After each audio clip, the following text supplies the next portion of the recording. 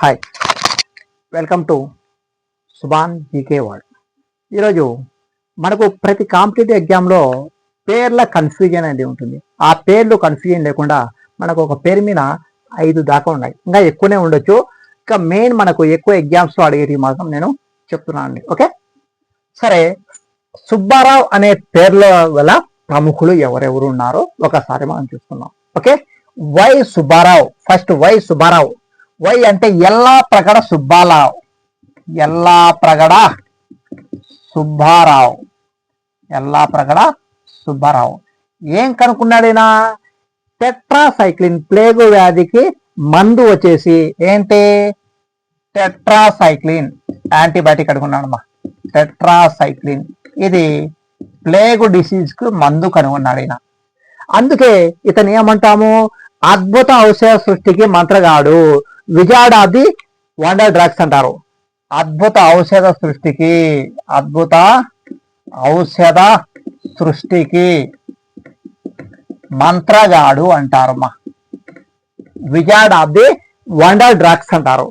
ఎందుకంటే ప్లేగు వ్యాధికి టెట్రాసైక్లిన్ అనే మందు కనుగొన్నాడు. అలాగే ఫోలిక్ యాసిడ్ కనుగొన్నాడు, విటమిన్ ఫోలిక్ యాసిడ్. ఇంకొకటి ఏంటమ్మా?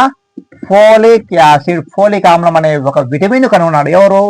ఎల్లాప్రగడ సుబ్బారావు. ఏంటి? వెస్ట్ గోదావరి భీమవరం.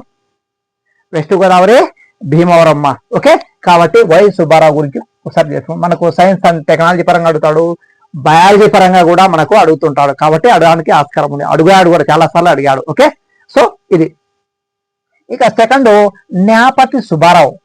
ఎవరైనా న్యాపతి సుబ్బారావు ఆంధ్రప్రదేశ్ లో మొట్టమొదటి న్యాయవాదిగా గుర్తింపు పొందిన వ్యక్తి ఎవరంటే న్యాపతి సుబ్బారావు. ఆంధ్రప్రదేశ్ లో మొట్టమొదటి న్యాయవాది, ఆంధ్రాలో మొదటి న్యాయవాదిగా, లాయర్ న్యాయవాదిగా గుర్తింపు పొందిన వ్యక్తి ఎవరంటే న్యాపతి సుబ్బారావు. కాబట్టి మనకు చాలా సార్లు కూడా అడిగాడు క్వశ్చన్. ఓకే, సో ఇది న్యాపతి సుబ్బారావు. ఓకే, తర్వాత పైడిమర్రి వెంకట సుబ్బారావు. ఎవరి పైడిమర్రి వెంకట సుబ్బారావు అంటే మన జాతీయ ప్రతిజ్ఞను రాసింది ఎవరంటే పైడిమర్రి వెంకట సుబ్బారావు.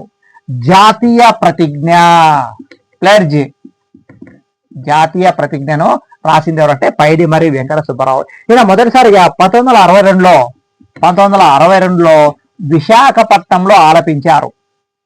ఈ ప్రతిజ్ఞను, ప్లెడ్జ్ను భారతదేశం అమత భూమి ఉంది కదా, అయితే ఈ ప్రతిజ్ఞను మొదటిసారిగా 1962లో విశాఖపట్నంలో ఆలపించారు.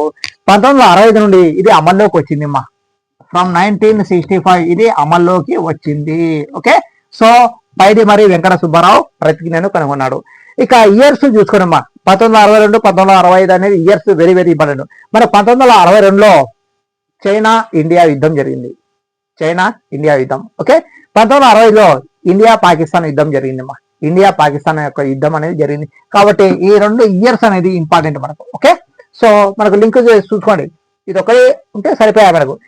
దీంతో మనం మళ్ళీ లింక్ పెట్టుకుంటున్నాం. 1962లో ఇండియా చైనా యుద్ధము, 1965లో ఇండియా పాకిస్తాన్ వారు.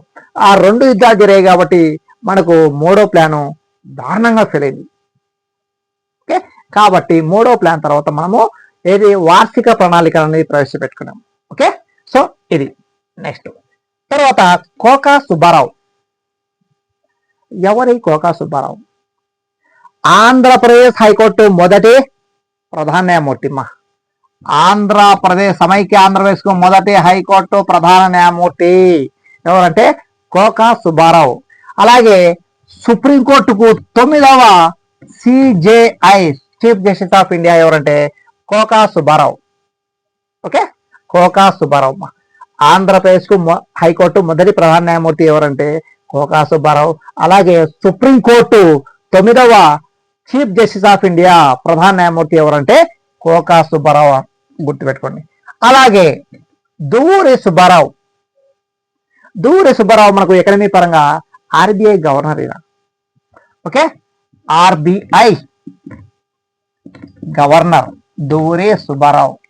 డి సుబ్బారావు తర్వాత వైవి రెడ్డి, వాళ్ళిద్దరూ మనకు తెలుగు వాళ్ళు ఆర్బీఐకి గవర్నర్ గా పనిచేశారమ్మా. Okay, Duvvuri Subbarao, Y V Reddy. Okay, తర్వాత దువ్వూరి సుబ్బారావు ఆర్బీఐకి governor, reserve bank of India governor అయిన పనిచేశారు. ఎవరు? దువ్వూరి సుబ్బారావు. అంటే ఈ సుబ్బారావు అనే పేరుతో ఈ లిస్టు గుర్తుపెట్టుకుంటే కంపల్సరీ నువ్వు చూసుకోవచ్చు. అలాగే ఆర్బీఐ గురించి తెలుసుకోండి. ఓకే, లింక్ పెట్టుకోండి. ఫస్ట్ ఎవరు, ప్రెజెంట్ ఎవరు, ఇలాంటివి చూసుకుంటే సరిపోతాయి అమ్మా. ఓకే, సుబ్బారావు. ఓకే, సో ఇది కాబట్టి ఈ పేర్ల మీద మనకు కంపల్సరీ ఏదో ఒక నువ్వు ఏదైనా మోడల్ పేపర్ చూసుకోండి. ఒక 5-6 మోడల్ పేపర్లు కనుక చూస్తే పాతవి ప్రీవియస్ పేపర్లు ఖచ్చితంగా ఏదో ఒకటి అనేది బయటపడుతుంది కాబట్టి చూసుకోండి. అందుకే ప్రీవియస్ పేపర్లు కొంచెం బాగా చదవాలా అనేది నేను చెప్తున్నా. Okay, thank you. Subhan GK వాళ్ళలో మీకు ఏ వీడియో కూడా వేస్ట్ అనేది కాదు. ఖచ్చితంగా 1 లేదా 2 మార్కులు అనేది తీసుకుపోతారమ్మా. ఓకే, ఇది confirm. Okay, thank you. All the best.